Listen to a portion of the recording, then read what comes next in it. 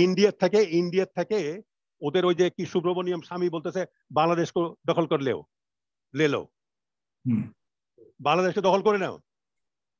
তাদের স্বরাষ্ট্রমন্ত্রী বলতেছে আমরা নাকি উই পোকা।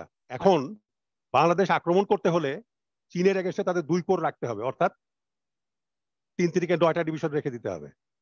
পাকিস্তানের এগেইনস্টে 2 কোর রাখতে হবে, অর্থাৎ 6টা ডিভিশন। স্ট্র্যাটেজিক রিজার্ভ দিল্লিতে রাখতে হবে, ওখানে 2 কোর মানে 6 ডিভিশন।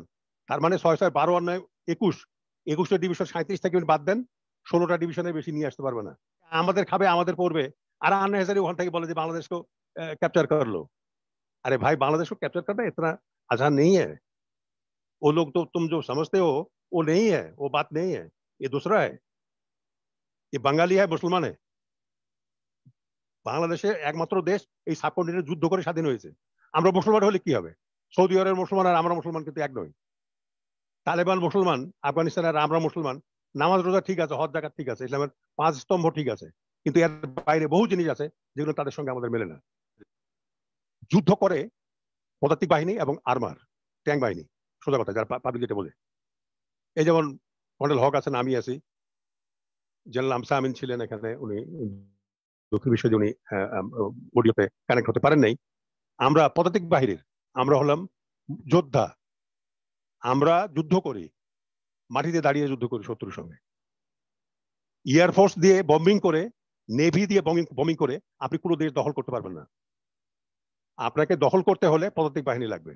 ইভেন আর্মার্ড দিয়ে গোলন্দাজ ট্যাঙ্ক রেজিমেন্ট দিয়ে আপনি টার্গেট দখল করে রাখতে পারবেন না। টার্গেটের উপর দিয়ে আপনি চলে যেতে পারবেন, কিন্তু ইনফ্যান্ট্রি ফলো করে গিয়ে ওই গ্রাউন্ডটাকে হোল্ড করবে, দখল করবে। এখন আমি আজ পর্যন্ত যতখানি ইন্টারনেট ঘেটে আমি পেয়েছি, ভারতের আছে 37টা পদাতিক ডিভিশন, 37 পদাতিক ডিভিশন। তার মধ্যে 4টে আছে রিঅর্গানাইজ ইনফ্যান্ট্রি, প্লেন ইনফ্যান্ট্রি। তার মধ্যে 18টা আছে ইনফ্যান্ট্রি ডিভিশন, 10টা আছে আপনার মাউন্টেড ডিভিশন, 3টে আছে আরমার ডিভিশন, আর 2টো আছে আর্টিলারি ডিভিশন। এই নিয়ে হলো 37টা ডিভিশন। এখন বাংলাদেশ আক্রমণ করতে হলে চীনের এগেইনস্টে তাদের 2 কোর রাখতে হবে, অর্থাৎ 3 থেকে 9টা ডিভিশন রেখে দিতে হবে। পাকিস্তানের এগেইনস্টে 2 কোর রাখতে হবে, অর্থাৎ 6টা ডিভিশন। স্ট্র্যাটেজিক রিজার্ভ দিল্লিতে রাখতে হবে, ওখানে 2 কোর মানে 6 ডিভিশন। তার মানে 6 6 12 আর 9 21টা ডিভিশন 37 থেকে বাদ দেন, 16টা ডিভিশনের বেশি নিয়ে আসতে পারবে না।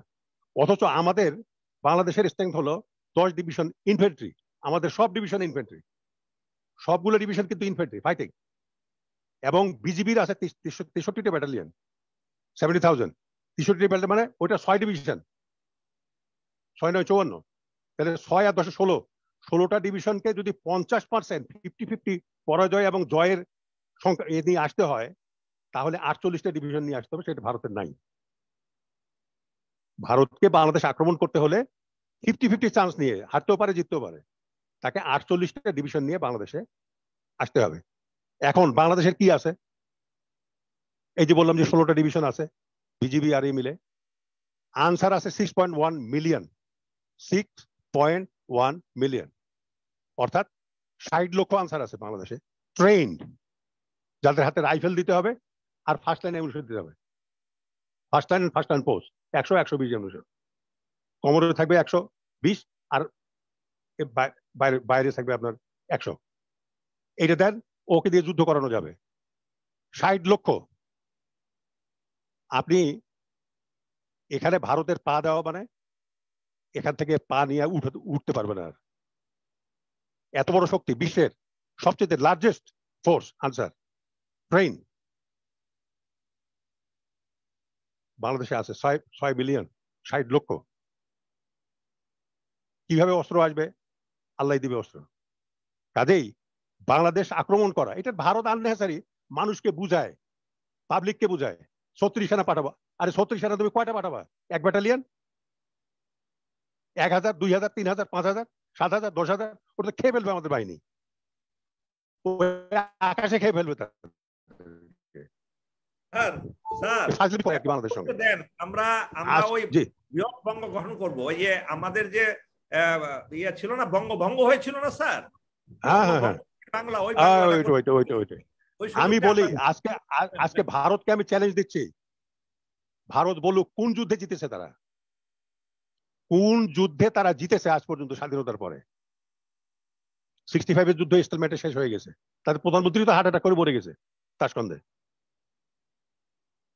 বুঝতে পারছেন আপনি? কোথায় কোথায় জিতছে, কোন যুদ্ধে জিতেছে? এই যে চীনের সঙ্গে গালওয়ানের যুদ্ধ হয়ে গেল, মাইলকে মাইল, কিলোমিটার কিলোমিটার আপনার কিলোমিটার দখল করে নিয়েছে। হ্যাঁ, ওই কনস্পিরেসি করতে পারবে, যেমন ওই যে আপনার ওই যে লেনদুপ দর্জি ওখানে করেছিল আর কি সিকিমে। হ্যাঁ, ওর যে রাজা ছিল যে আপনার ওখানে, তো ওই ওই ওই ওই রকম করতে পারবে ওইটা করে, কিন্তু কাউন্টার প্রোডাক্টিভ শুরু হয়ে গেছে। কিন্তু এটা মণিপুরে আপনি যান, মণিপুরের রাজা রাজা ছিল, কিন্তু ওই রাজ্য কিন্তু ওইভাবে কনস্পিরেসি করে নিয়েছিল। আপনার ইয়েতে কি বলে আপনার কাশ্মীর কনস্পিরেসি করে নিয়েছে ওখান থেকে। তো এইগুলো এখন কাউন্টার প্রোডাক্টিভ শুরু এখন ওখানে কিন্তু শুরু হয়ে গেছে এখন এটা। তো আপনি দেখেন না কি হয়ে যাবে। প্রেসিডেন্ট ওবামা যে বলেছে ক্রিশ্চিয়ান আমানপুরকে যে India will pool apart, yes I believe India will pull apart today or tomorrow. It is moving in that way. It is just moving in that way. প্রশ্নটা হলো, বাংলাদেশকে আক্রমণ করে টিকে থাকা ইন্ডিয়ার পক্ষে সম্ভব নয়, পারবে না এটা করতে।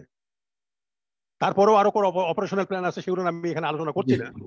আমাদের এয়ারফোর্স ভারতের এয়ারফোর্সের চাইতে অনেক ছোট, কিন্তু if we concentrate them on strategic target we can.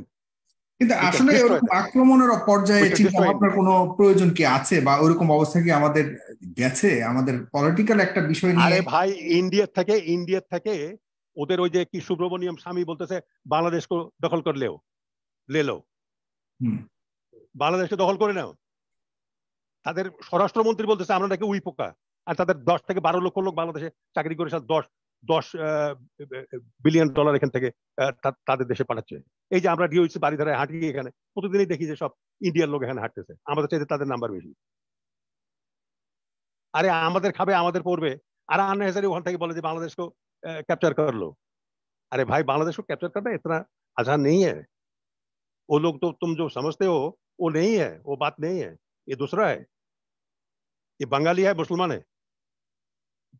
বাংলাদেশে একমাত্র দেশ এই সাবকন্টিনেন্টে যুদ্ধ করে স্বাধীন হয়েছে, বুঝতে পারছেন আপনি? We are the first country to be liberated through sweat and blood. We fought and got our liberation, not on negotiating table, man, like India and Pakistan. Pakistan আর ইন্ডিয়ার মতো নেগোসিয়েশন টেবিলে বসে আমাদের স্বাধীনতা আমরা পাইনি। We have earn our liberation through blood and sweat. বুঝতে পারছেন আপনি? আমাদের বেঙ্গল রেজিমেন্ট যদি না থাকতো যুদ্ধের সময়, তাহলে ইন্ডিয়ার সব জেনারেলরা আমাদের কমান্ড করতো, আর এখানে রক্ষী বাহিনী তৈরি হতো একটা, যেটা হয়েছিল 10% স্বাধীনতা আমরা ভোগ করতো। Because of this Bengal regiment we are enjoying our liberation, we are enjoying hour independence. তো এই Bengal regiment is a part of the general people. It's born through sweat and blood of the people in the battleground of 1971. So this army is a national army. You cannot separate this army from the people of the country. It's a part of it. কারণ বুঝছেন, আমি একটা analogy দিতে চাই। Political party কি করে? দেশের মঙ্গল করে, দেশের মানুষের মঙ্গল করে, পলিটিক্স করে, সরকার পরিচালনা করে। আর্মি কি করে? আর্মি দেশের সার্বভৌমত্ব রক্ষা করে।